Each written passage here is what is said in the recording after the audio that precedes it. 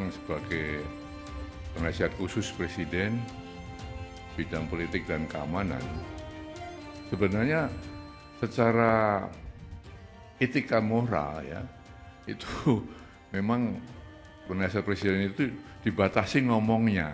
Tapi sore ini saya baru saja menghadap Presiden, banyak hal yang dibicarakan,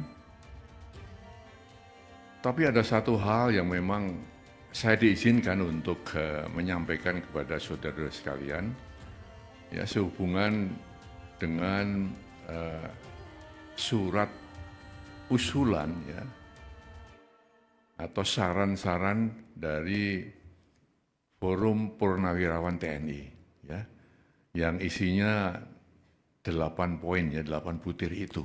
Ya, gitu.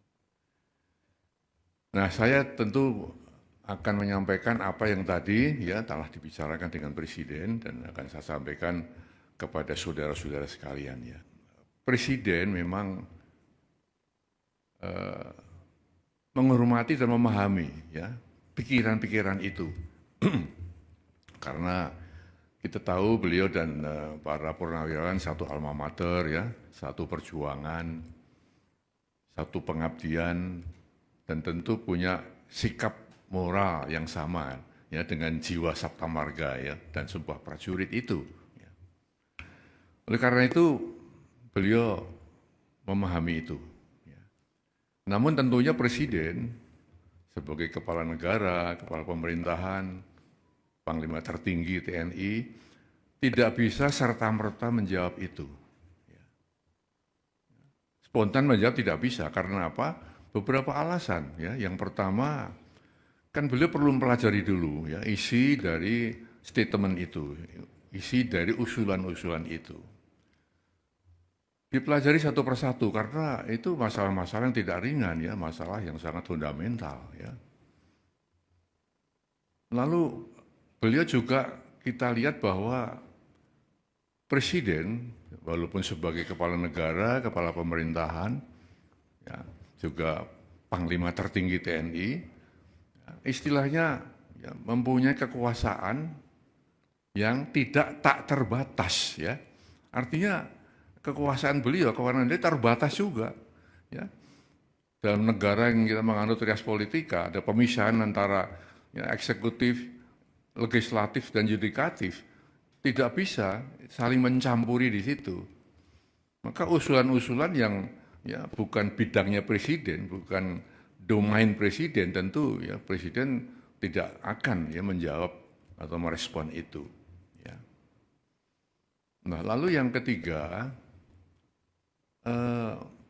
kebijakan Presiden atau keputusan Presiden atau arahan Presiden ya tidak semata-mata ya, muncul dari satu sumber.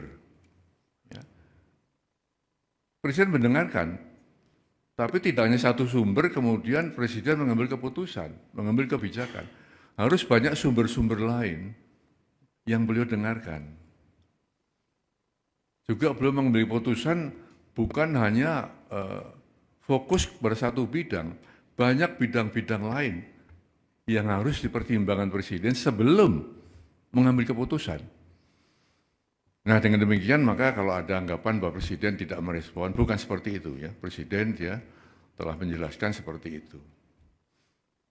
Oleh karena itu beliau berpesan tadi kepada saya agar disampaikan kepada masyarakat ya agar tidak ikut berpolemik masalah ini. Ya. Tidak ikut menyikapi pro dan kontra ya karena hanya akan menimbulkan kegaduhan-kegaduhan ya yang akan mengganggu kebersamaan kita, keharmonisan kita sebagai bangsa.